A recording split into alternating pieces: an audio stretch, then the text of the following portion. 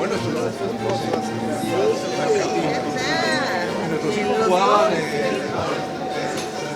presentamos en esta noche a la mesa de honor que nos acompaña. Tenemos al honorable alcalde del distrito de Pueblo Libre, el doctor Estefan Haas del Carpio, a quien solicitamos fuertes aplausos.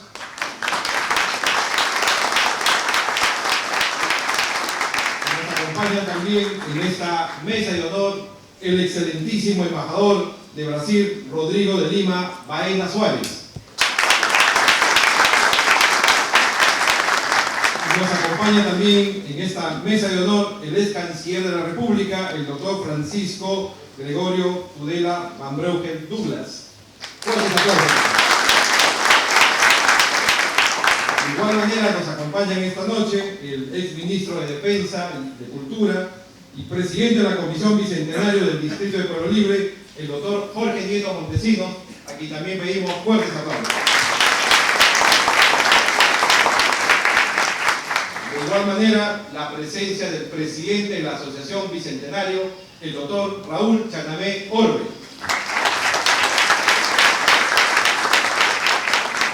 Le solicitamos en este acto que seamos, lo siempre seamos, lo siempre, y aunque niegue sus luces,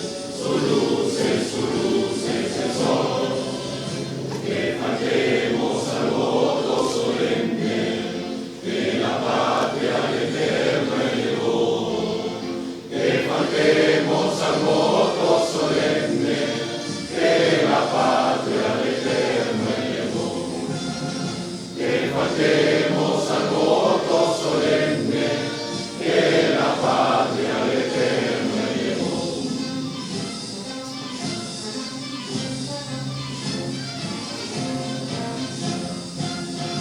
En su cima los Andes sostengan la bandera o pendón bicolor, que a los siglos anuncie el esfuerzo, que ser libres, que ser libres, que ser libres por siempre nos dio. A su sombra vivamos tranquilos, y al nacer por sus cumbres el sol, renovemos el gran juramento, que rendimos al Dios de Jacob, que rendimos al Dios de Jacob, al Dios de Jacob. Somos libres, seamos, no siempre seamos, no siempre, y aunque niegue sus luces, el sol, que faltemos al voto solemne que la patria eterna elevó, que faltemos al voto solemne que la patria eterna elevó, que faltemos al voto solemne que la patria eterna elevó.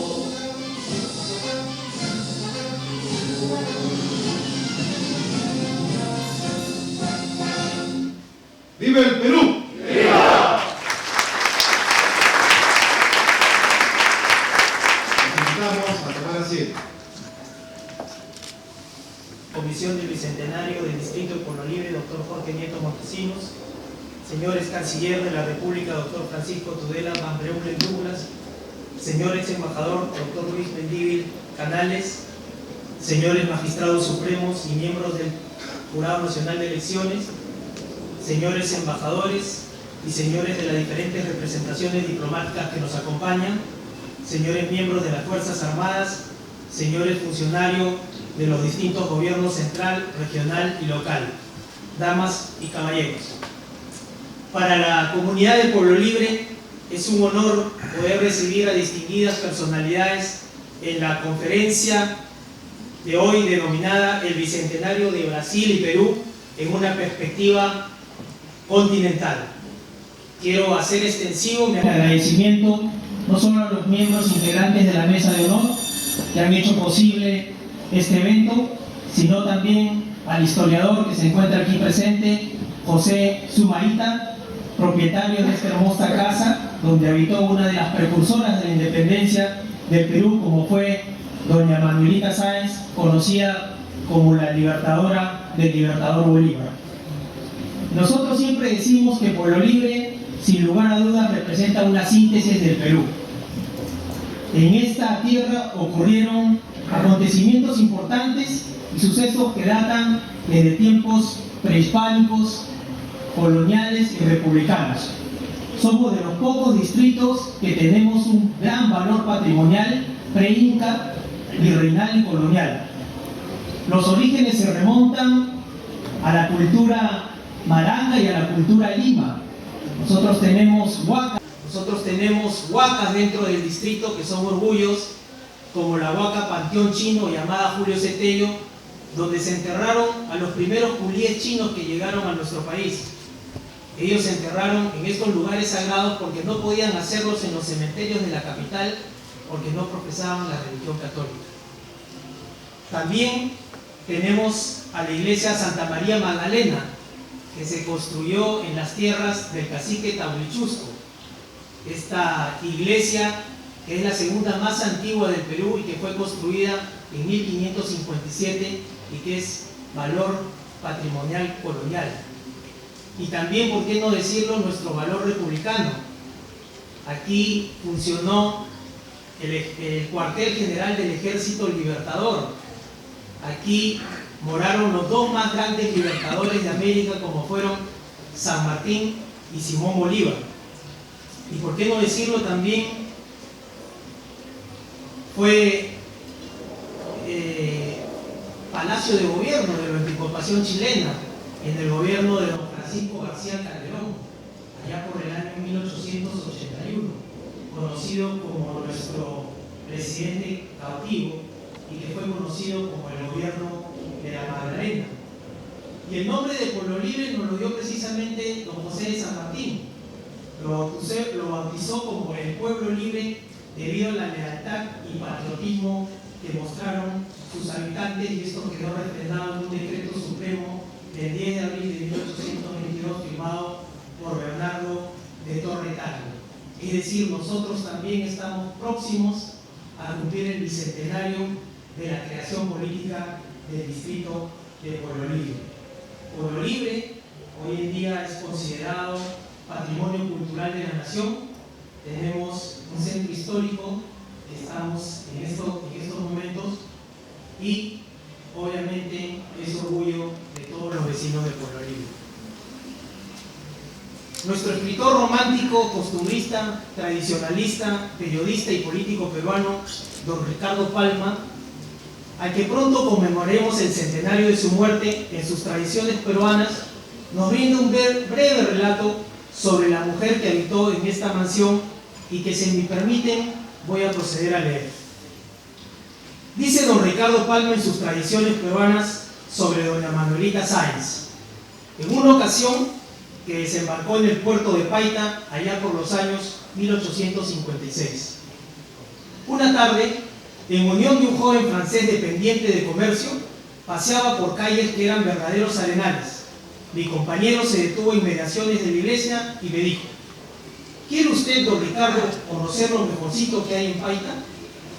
Me encargo de presentarlo y le aseguro que será bien recibido. Ocurrióme que se trataba de hacerme conocer a alguna linda muchacha, y como a los 23 años el alma es retozona y el cuerpo pide jarana, contesté sin vacilar: a lo que estamos, benedicamos franchute, a andar y no tropezar. Avanzamos media cuadra de camino y mi Cicerone se detuvo en la puerta de una casita de humilde apariencia. Los muebles de la sala no desdecían en pobreza: un ancho sillón de cuero con rodaje y manizuela, y vecino a este un escaño de roble con cojines forrados en lienzo, que en formas esculturalmente femeninas encarnó espíritu y aspiraciones varoniles. No sabía llorar, sino encolorizarse como los hombres de carácter duro.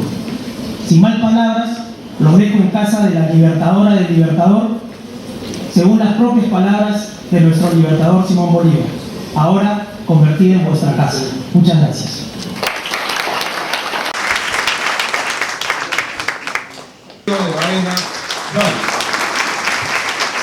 Agradezco sus presencias y también quería saludar al embajador Mayro López, amigo de muchos años ya, embajador Juan Álvarez, embajador Rómulo Acurio también, rectores de cada universidades, alcaldes, ex congresistas, ex ministros, amigas y amigos todos.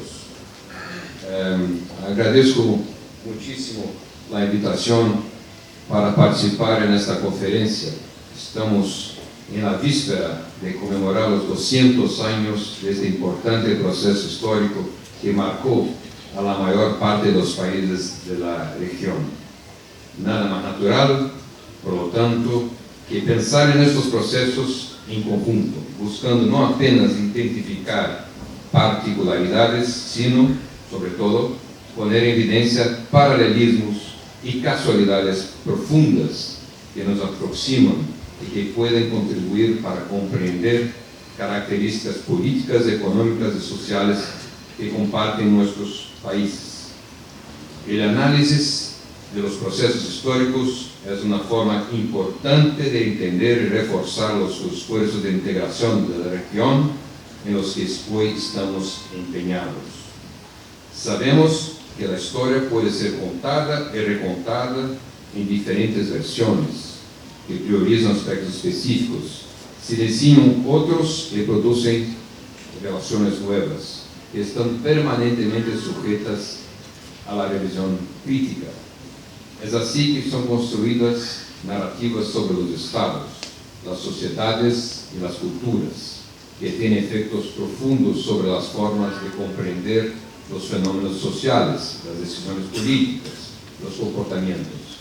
Por lo tanto, repensar estas narrativas es fundamental para colocar en contexto nuestras posiciones. Con esa perspectiva, me gustaría abordar los procesos de independencia de Brasil y de la América Española de manera comparada. Cambió la fisonomía de la ciudad de Río de Janeiro y sus trazos pueden ser observados aún en los días de hoy. Además de convertir a Río en el centro de decisiones políticas del imperio, fueron impulsadas la urbanización y la vida cultural.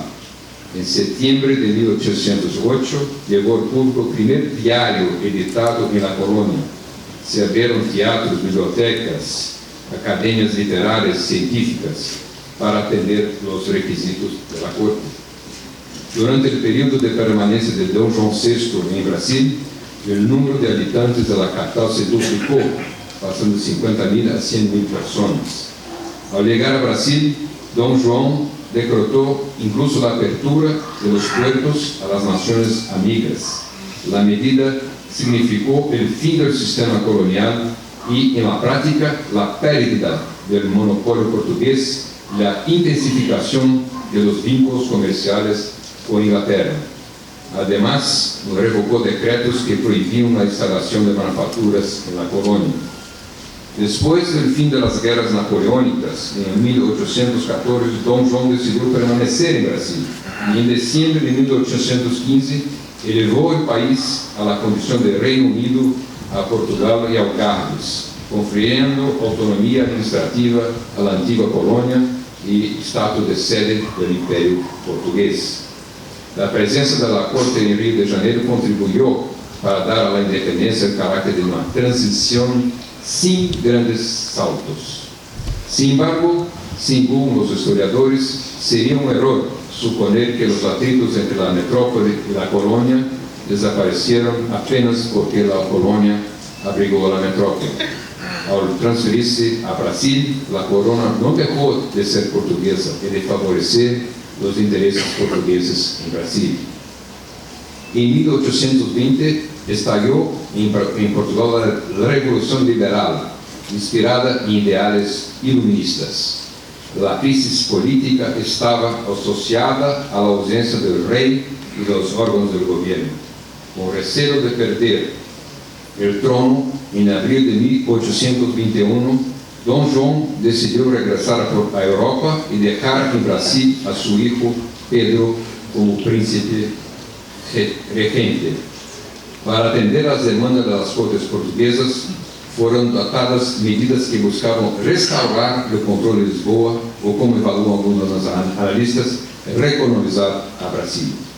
Entre setembro e outubro de 1821, se decidiu transferir à capital portuguesa as principais repartições instaladas em Rio de Janeiro e se ordenou o retorno do príncipe.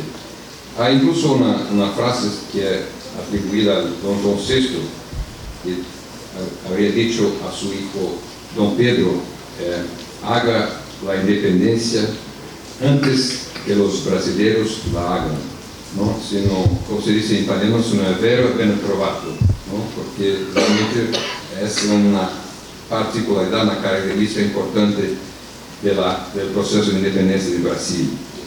La decisión del príncipe de permanecer en Brasil, conocida en portugués como Dia do Fico, el Día del Me Quedo, el 22 de enero de 1822, fue la primera señal de ruptura. El resto fue seguido de actos como la expulsión de tropas portuguesas y la decisión de convocarse una constituyente. La llegada de instrucciones de Lisboa, que revocaban los decretos del príncipe regente e insistían en su regreso a Portugal, sirvió de incentivo para el rompimiento definitivo.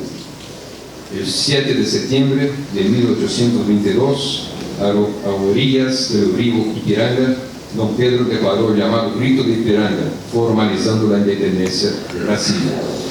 Y en diciembre, con apenas 24 años, el príncipe regente fue coronado emperador, recibiendo el título de Dom Pedro I. Brasil se volvía independiente, pero a diferencia de las naciones vecinas, donde se consagraba la república, se mantenía el sistema monárquico de gobierno, ocupado por un rey portugués. Y es una cosa que es difícil a veces de explicar, ¿no? La independencia de Brasil fue hecha con un heredero del trono portugués. Y se piensa, bueno, se peleó con su padre, Dom João VI. No, Dom João VI lo incentivó a hacer la independencia. Bueno, entonces él se peleó con las cortes, que eran liberales, pero liberales en tesis serían a favor de la independencia, pero no. Entonces toda una cosa algo compleja y difícil de entender a veces, ¿no? Pero la Constitución que fue de 1824, otorgada después de la disolución de la Asamblea Constituyente por Dom Pedro I, definió el gobierno como monárquico, hereditario y constitucional. El poder legislativo fue dividido entre Cámara y Senado, con elecciones para las dos casas. El voto era indirecto y censitario. El país fue dividido en provincias cuyos presidentes eran nombrados por el emperador. Fueron asegurados derechos individuales como igualdad frente a la ley, la libertad de religión, libertad de pensamiento y de manifestación, aunque se mantuviera la esclavitud. También fueron instituidos el Consejo de Estado y el poder moderador, que significaba en la práctica fuerte concentración de poderes en las manos del emperador. Por lo tanto, al analizarse aspectos endógenos, se nota la diferencia entre la América española y portuguesa. Uno de los puntos de mayor destaque es la conjugación de fuerzas que llevó a la emancipación de las colonias. En líneas generales, si en las colonias hispánicas la independencia fue conquistada por importantes batallas, en Brasil la ruptura con la metrópole resultó esencialmente de articulaciones políticas. Y en el plano internacional, Argentina fue el primer país en reconocer la independencia de Brasil en 1823. El reconocimiento de los Estados Unidos llegó en 1824. Portugal la reconoció en 1825, después de negociación del tratado en la cual Brasil concordó compensar a la antigua metrópole con 2 millones de libras. En 1826, el Perú designó a José Domingos Cáceres como su primer encargado de negocios en Río de Janeiro. También se debe considerar el papel ejercido por Inglaterra gran potencia marítima y comercial de la época. Interesada en la ruptura de los pactos coloniales como forma de ampliar su acceso a los mercados de América Latina, el país tenía expectativas en la emancipación de la región. Inglaterra tenía en Brasil a su tercer más importante mercado externo y, en la práctica, ya reconocía la autonomía del país como una forma de mantener su presencia comercial. Los ingleses tuvieron incluso un importante papel diplomático, actuando como mediadores del reconocimiento de la independencia de Portugal.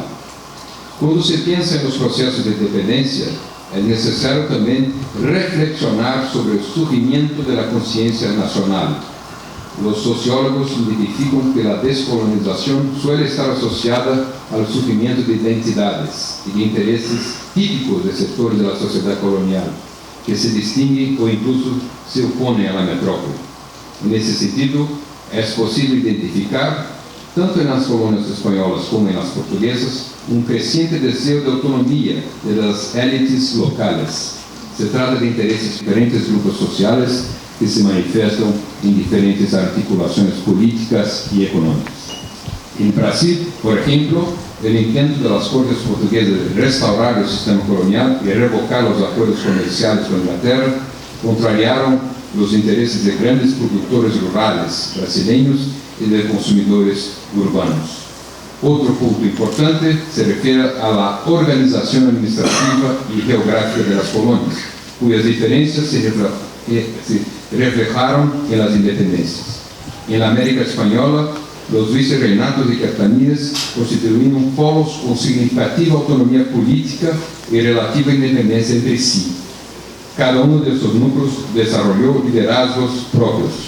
Algunos historiadores incluso señalan que en la América Española se formó una élite heterogénea que estudió muchas veces en universidades locales. En la América Portuguesa, parte expresiva de la élite realizaba sus estudios en Portugal. En 1872 pasaron por la Universidad Coimbra, en Portugal, 1.242 estudiantes brasileños.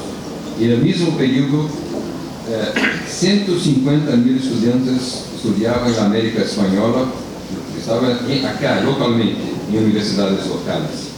Bueno, acá ya en la primera Universidad de las Américas, la Universidad de San Marcos, estamos hablando de la mitad del siglo XVI, ¿no? Así que en Brasil las universidades se constituyeron mucho más adelante. Entonces, la administración portuguesa era más centralizada. En Brasil, la presencia de la corte configuró fuerte concentración del centro de poder en Río de Janeiro. Se cree que la presencia del monarca portugués en la colonia inspiraba cierta legitimidad, lo que reiteraba el ímpetu de movimientos separatistas. En gran medida, esas características contribuyeron para mantener la unidad del territorio, y esto es muy importante. Vale también tener en cuenta que vastas regiones del país eran prácticamente inexploradas, ocupadas por pobladores nativos, sin contacto con los colonizadores. No hay datos confiables sobre la población del país a fines del periodo colonial. Los cálculos con frecuencia excluían a los esclavos, niños y indios. Los cálculos aproximados señalan a una población en torno de 3 millones de personas en 1819. El 74% de la población estaba concentrada en el litoral del país, en especial alrededor de los puertos exportadores de Río de Janeiro, Bahía y Pernambuco. No se puede negar que la vanguardia de las independencias en América Hispánica sirvió de inspiración para la experiencia de Brasil, como comprueba el simple análisis cronológico. Para concluir, me gustaría regresar a mi argumento inicial. El análisis comparado de los procesos de independencia de Brasil y de los demás países de América Latina revela diversos puntos de congruencia. Sin descuidar las complejidades y particularidades verificadas en cada uno de los países, es posible identificar inúmeros factores comunes, externos e internos, que condujeron a la ruptura con el sistema colonial. Muchos de estos aspectos están en la raíz de características políticas, económicas y sociales que compartimos incluso hoy. Este breve sobrevuelo sobre la emancipación de nuestros países, y en especial el foco que dediqué a la experiencia brasileña, demuestra que Brasil y los países latinoamericanos están situados en un mismo punto de partida. Surgen como naciones autónomas a partir de la ruptura con el vínculo colonial y un mismo recorte histórico, y pasan a afrontar los desafíos derivados de ahí. A partir de este momento, las naciones del continente se deparan con la necesidad de construir sus identidades, replantear sus caminos y redefinir su papel en el mundo. Y en alguna medida, aún estamos inmersos en esta búsqueda y ya percibimos que tenemos mucho que ganar y aprender unos con los otros. Tenemos una historia compartida. La conciencia de nuestros orígenes comunes fortalece la convicción de que debemos continuar trabajando juntos a favor de la integración de América del Sur. Muchas gracias.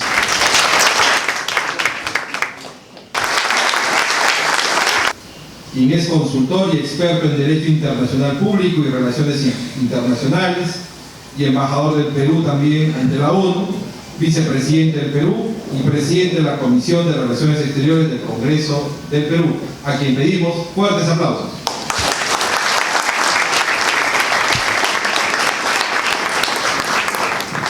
En todo el mundo de la época, naturalmente en los Estados Unidos, aquellos que debaten de federalística están impregnados de los factores de la Ilustración, del pensamiento de la Ilustración.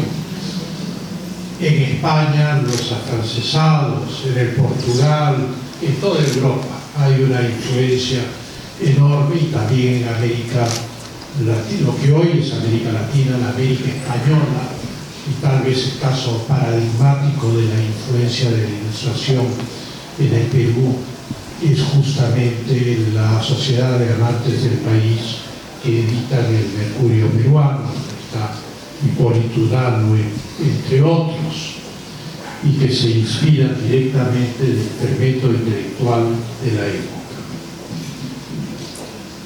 Naturalmente, también el deseo de libertad se manifiesta de distintas maneras en las Américas.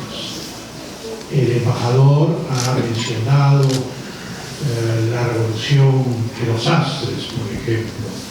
Ha mencionado la revolución de Tupac Amaru en el Perú.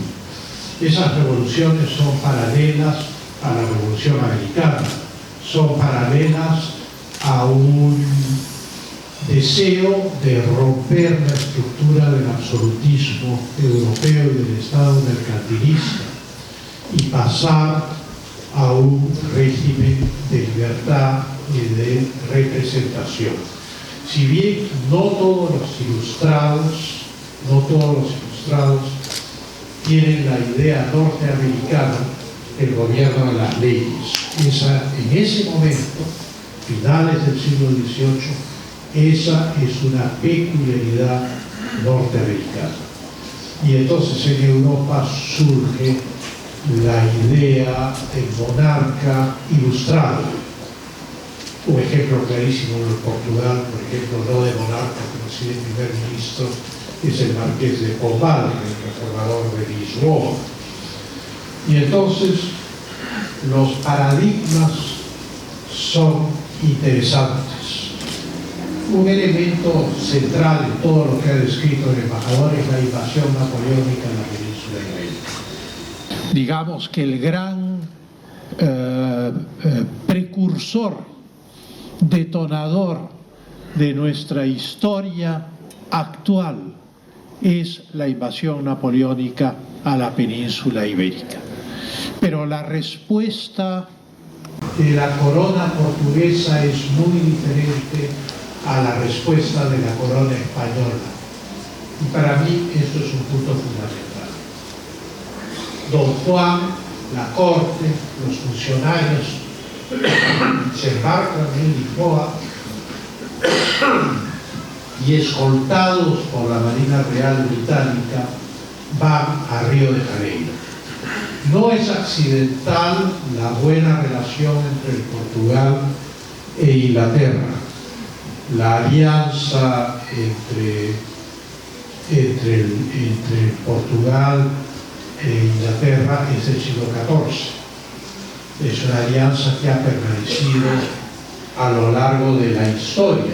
Es de junio de 1373, en el cual los dos países firman un tratado de alianza. Y esa alianza, con sus altibajos, permanece siempre como un elemento firme en el horizonte, al punto que en 1940, al estallar la Segunda Guerra Mundial, el gobernante del Portugal, Oliveira Salazar, quien uno pensaría que se inclinaría por el eje, proclama su libertad y proclama la vigencia de la alianza inglesa y cede las Azores. ¿Por qué digo esto? Porque naturalmente la relación del Portugal con Inglaterra es distinta a la relación de España con Inglaterra, que ha sido mucho más conflictiva. No estoy diciendo que la relación de Portugal con Inglaterra es una relación de amor, pero es una relación geopolítica y de conveniencia mutua.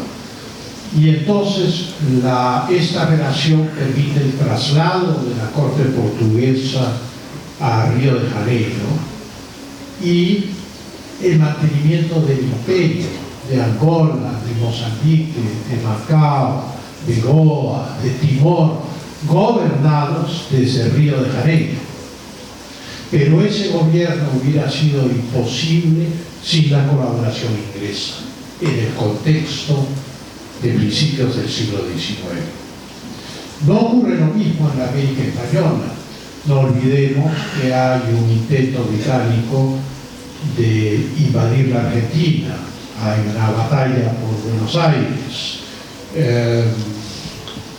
De alguna manera, si bien nuestros próceres están vinculados a las ideas inglesas y reciben ayuda británica o se reúnen en Londres, no hay la estructura consistente del Estado británico, como sí es el caso en el traslado de la corte portuguesa a Río de Janeiro y al Brasil. ¿Por qué esta reflexión? Es tan claro para Napoleón Bonaparte la organicidad del traslado de la corte portuguesa a Río de Janeiro, que ya derrotado y prisionero en Santa Elena, en el memorial de Santa Elena, cuando habla de la corona portuguesa, la menciona como la corte de Río de Janeiro. O sea, Napoleón tenía claro que había una relación orgánica del Brasil con el imperio. Esa relación orgánica no se da en el caso de nuestra América Española. Y aquí viene la enorme e interesantísima paradoja que merecería reflexiones futuras, también con factores exógenos. Simón Bolívar recibe en Venezuela una legión británica negociada con el Foreign Office de 15.000 hombres, 15.000 soldados británicos, porque naturalmente la idea era que no regresen a Inglaterra después de haber estado más de 20 años haciendo la guerra deambulando por Europa.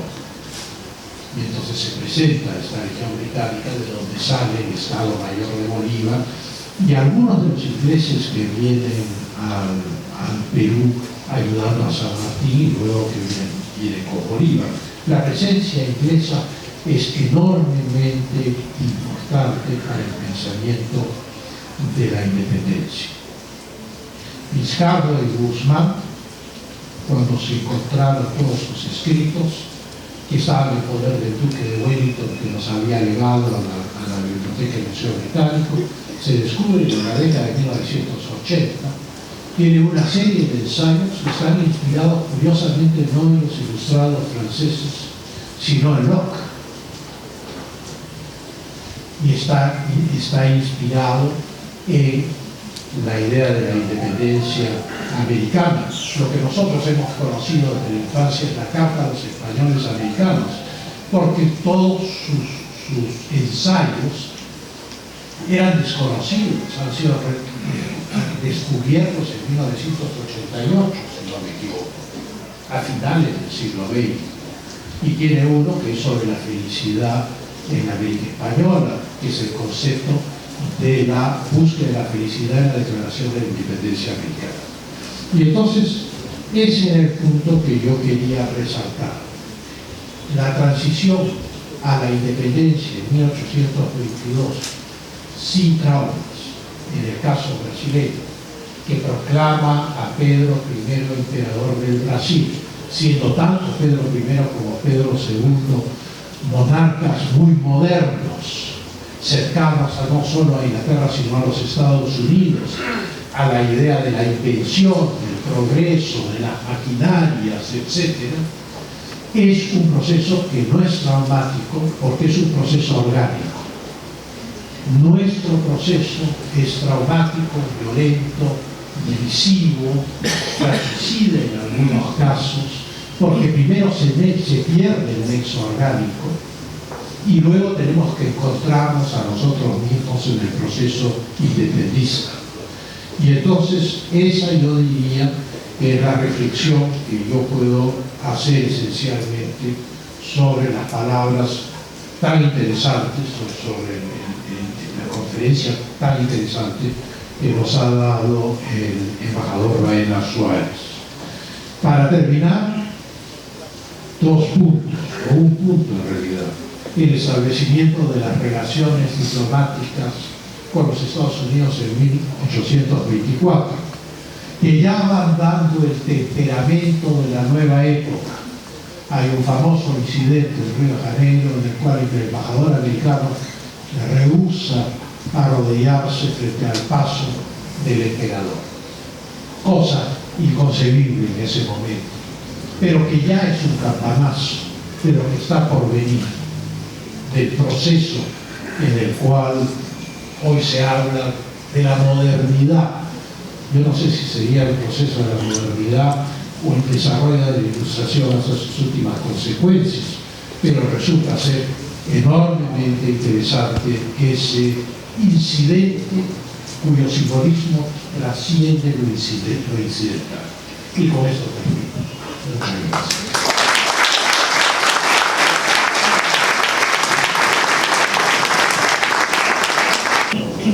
Víctor Andrés Belaúnde escribió un libro que ha sido poco debatido en el Perú. El libro se titula El pensamiento político en la independencia de Hispanoamérica, publicado en 1959 en Madrid. En este libro, Belaúnde nos plantea que la gran utopía de los líderes de la emancipación americana fueron dos. Él dice que la utopía jacobina, y también va a ser contrastada por la historia, porque en el oeste de Sudamérica se va a ensayar el modelo de la república, el modelo del presidencialismo y también el ensayo del federalismo en algunos casos. Y lo que se va a pretender con esta idea es que sea sumaria, inmediata, urgente. Y ese es el camino que va a seguir esa parte de América, y entre ellos el Perú. Y de otro lado, en el este de Sudamérica, se va a ensayar un modelo monárquico, pero que va a tener un contenido de progresividad. No se van a plantear la utopía inmediatamente, sino van a plantear una monarquía que va a seguir pasos que van a ser exitosos en el balance general. Brasil ensayó la monarquía y 50 años después va a ensayar la república. Y la república va a ser un modelo consecuente con esa monarquía que había establecido las instituciones que el embajador ha descrito. Y en 1889, hace 130 años, va a establecer el federalismo. Pero el federalismo lo va a entender no tampoco como un proceso inmediato, sino como un proceso progresivo, a tal extremo que la Constitución brasileña de 1988, solo en esa Constitución se va a plantear que el federalismo en Brasil es irreversible. O sea, un siglo después los brasileños dijeron, ahora sí es irreversible. A diferencia de los que nos planteamos ideas que son irreversibles en el acto, los brasileños lo hicieron un proceso moderado y progresivo y menos cruento. Y el análisis que nos queda a los que ensayamos la vía sumaria es, creo yo, remitirnos a la gran obra de Enrique Krauss sobre la presidencia imperial. Porque nosotros buscamos un presidente moderado y, como dice Krauss, terminamos nombrando a un presidente con poderes de monarca, con poderes absolutos, que llevó a la crisis política que ha escrito el doctor Francisco Tudela, que duró pues 50 o 60 años. El Perú ha tenido dos grandes utopías en su nacimiento: la utopía de la república, la utopía sumaria de la república, que esta iba a dar resultados a poco tiempo de instalarse, y esta no va a dar resultados a poco tiempo de instalarse, sino nos va a someter a la permanente crisis política de la anarquía y la guerra civil hasta 1860, cuando por fin la república logra establecerse. Y la segunda gran utopía fue el departamento. No le llamamos federalismo, sino el departamento. El departamento nació por obra de Luna Pizarro, pero pensado como un federalismo atenuado. El departamento debía tener un presidente, el departamento debía tener una junta, el departamento debía ser autónomo. Pero esa utopía tampoco se ha completado. Y creo que podríamos resumir que han habido un proceso utópico, que ha sido el proceso de la república inmediata, que no dio resultados, y la utopía imposible ha sido la utopía de la descentralización. El departamento el día de hoy es un fracaso absoluto, no se ha completado, vamos a tener 200 años, sigue subsistiendo el departamento, pero no ha resuelto los problemas más urgentes de la descentralización. Razón por la cual creo yo que la experiencia brasileña nos queda como un elemento aleccionador. Brasil completó la Trinidad, hizo monarquía, hizo república e hizo federalismo, pero atemperados, y cada 50 o 70 años hizo esas modificaciones. Y eso le ha servido para consolidar esta gran potencia latinoamericana. Y hay un dato que dijo el embajador Baena que me parece excepcional. Estamos en un recinto bolivariano. Mañana, y está presente el presidente de la Sociedad Bolivariana, se conmemora el natalicio de Bolívar. Mañana, ¿no? Estamos en un momento extraordinario en el Pueblo Libre. Y las relaciones comerciales se dieron inicio precisamente en el régimen de Bolívar. ¿Bajo qué lógica?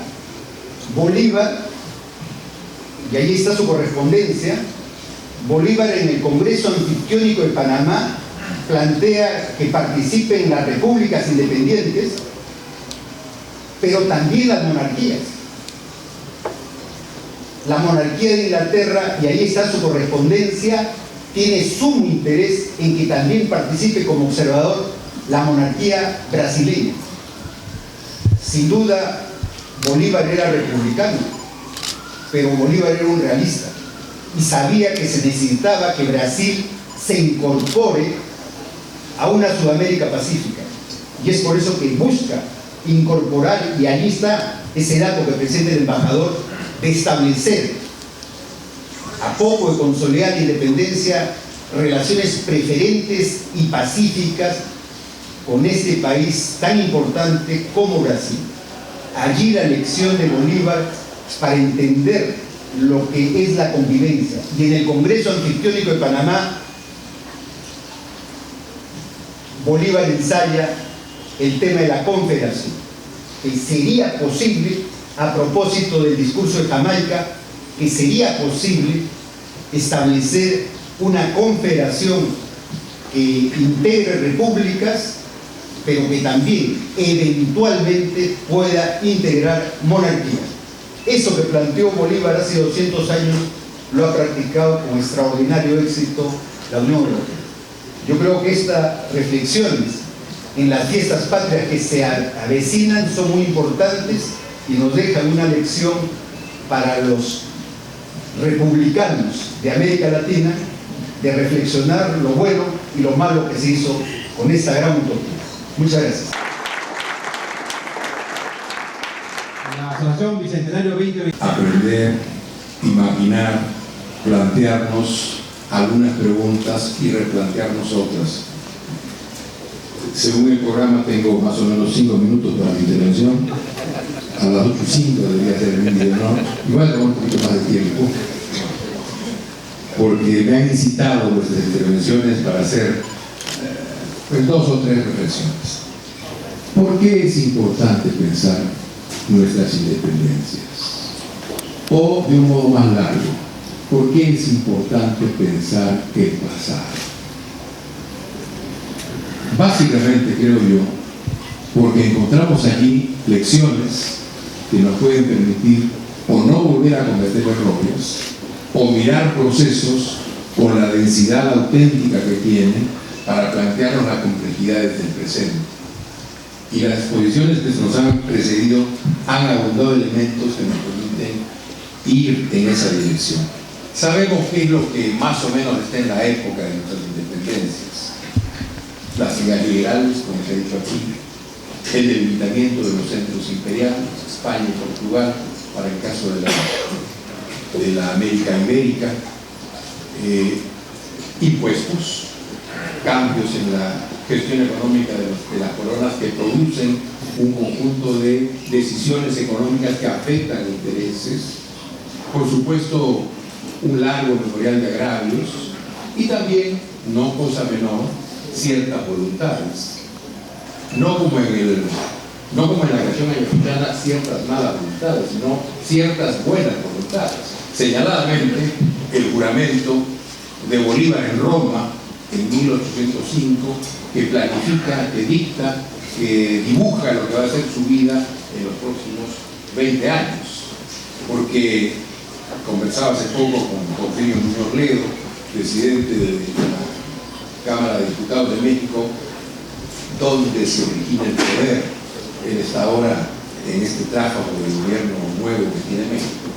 Y concluíamos después de un largo repaso en el hígado, es decir, en la voluntad de plantearse problemas, de plantearse soluciones y de arriesgarse a llevarlos adelante. De modo que eso es lo que, digamos, nos unifica, lo que es parte de nuestra historia universal, de nuestro ser parte de la historia universal. Pero, como se ha dicho aquí, y se ha mencionado muy claramente esta distinción entre continuidad y ruptura, hay también diferencias. Hay otra perspectiva de entrar al asunto, y quisiera yo colocar más bien como preguntas para que lo reflexionemos en otro momento, podamos seguir conversando sobre ellas. Sin duda, las independencias constituyen momentos constitucionales, constitutivos de nuestros países y de nuestros estados. Pero, ¿qué tan constitutivos? ¿Constituyen lo mismo esos procesos los distintos países? En la historia de esos distintos países, ¿esos procesos tienen el mismo peso o no? Me explico. ¿Cuánto de la Argentina moderna se explica por el momento constitucional, constitutivo de la independencia en Argentina? ¿Y cuánto se explica por la migración de 1880 en adelante? ¿Cuál hecho es más fuerte y fundacional para entender los procesos que siguen después? Sigo. En el caso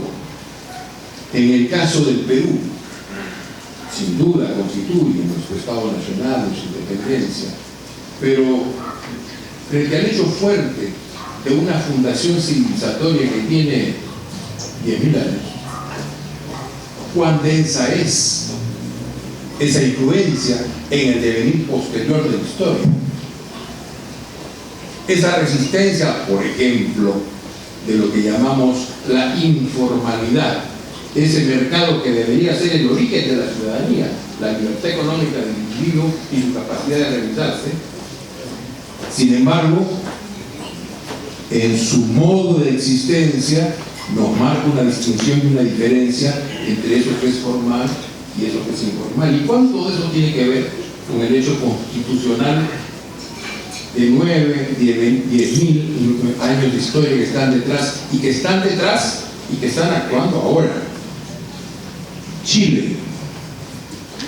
¿Cuánto de la centralidad del Estado y del ejército y del hecho militar en Chile tiene que ver con esos 200 o 300 años de la época de la conquista y de la colonia? En donde realmente la idea de una plaza de armas es real y no solamente una metáfora. ¿Por qué? Porque el hecho militar es fundamental. No enfrentan civilizaciones como puede ser la mexicana o la peruana, con las cuales de todas maneras hay que negociar, sino más bien grupos humanos que no conocen sino la relación de la vida y de la muerte con el otro. La manera en la que se establece la ecuación entre los distintos elementos del Estado, de la sociedad y de las mediaciones que los unen. Y finalmente, otra idea que me surge de nuestras intervenciones es el peso de las élites políticas que constituyen o desarrollan esas independencias. ¿Cuánto, escucho el dato con atención, embajador, esa burocracia que se constituye a la llegada de la monarquía portuguesa al Brasil, pero también, y se lo pregunto para que podamos conversarlo quizás más adelante, cuánto de esa burocracia que probablemente sea la más importante del continente tiene que ver con la inmensidad de la geografía. Hay que gobernar casi un continente. Y yo diría, si mis lecturas no son corregidas por el embajador, que el secreto de ese país está en esa burocracia sofisticada. A diferencia de México, en donde el secreto del país lo portan los que construyeron ese entramado complicado que deriva de la Revolución Mexicana, Calles, Obregón, que son los políticos. Porque ya no es solamente una geografía grande, como puede ser el caso inmenso de Brasil, sino una complejidad de intereses, de grupos, de regiones, de subregiones, que solo pueden ser surcidos con la habilidad de la política. O Chile, una élite enfrentada ya no a la inmensidad de la geografía o a la complejidad social, sino más bien a la escasez, que lo obliga a una laboriosidad, no solamente en la economía, sino sobre todo en el peso de la actividad del Estado para constituir esa propia economía. Y en nuestro caso, la expedición del sur, pero también la expedición del norte, nuestra independencia, aquella que encabeza el que juramentó en 1805 en Roma, Bolívar, deriva de la existencia de dos gobiernos, el de Lima y el de Trujillo, y de un conjunto de disensiones intestinas, es decir, de una élite incompetente para acordar entre sí. Un dilema de entonces, pero parece un dilema de hoy, porque seguimos viendo, y lo podemos documentar cuando revisemos las cartas de Bolognesi, las de Grau y las de Cuantovero, una élite con dificultades para constituir acuerdos que le permitan juntos mirar largo. Quizás eso explique el hecho de que en nuestro caso hayamos tenido en la historia de estos 200 años 4 o 5 momentos de excedentes repentinos que no hemos sabido fincar como desarrollo endógeno. Y ese no es un problema de hace 200 años, es un problema de hoy. En fin, me han suscitado estas reflexiones en vuestras intervenciones y creo que es muy bueno que volvamos sobre estos hechos, porque esas voluntades y esas dificultades para realizar esas voluntades como programa están hoy día presentes en nuestros países, señaladamente en el mío, y le agradezco al embajador y a los dos comentaristas que nos hayan colocado en la mesa elementos para poder mirar ya no solo nuestro pasado, sino sobre todo nuestro futuro. Muchas gracias.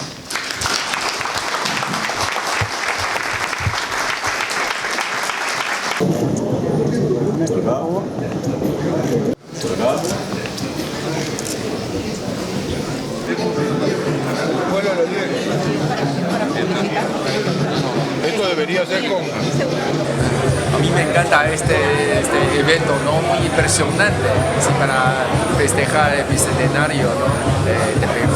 Y he visto este evento y ese lugar, ¿no? Una consideración, parece que ya volvemos a aquel momento, ¿no? Sí. Claro, como representante de Taiwán, ¿no? Apreciamos mucho esta historia de Perú, ¿no? Y sabemos que la historia comienza de acá, del pueblo libre, ¿no? Sí, y por eso acá queremos apoyar también a algunos eventos de cultura así. Muestra la historia paralela del Brasil, de la América Española y del Perú, evidentemente. Y se ve que son dos procesos de independencia completamente diferentes. Uno, un proceso orgánico en el cual la monarquía se traslada a Río de Janeiro y desde Río de Janeiro se gobierna todo el imperio portugués, y la otra en la cual el monarca español cae en manos de Napoleón, y naturalmente eso implica la generación de los cabildos y el surgimiento de nuestra independencia.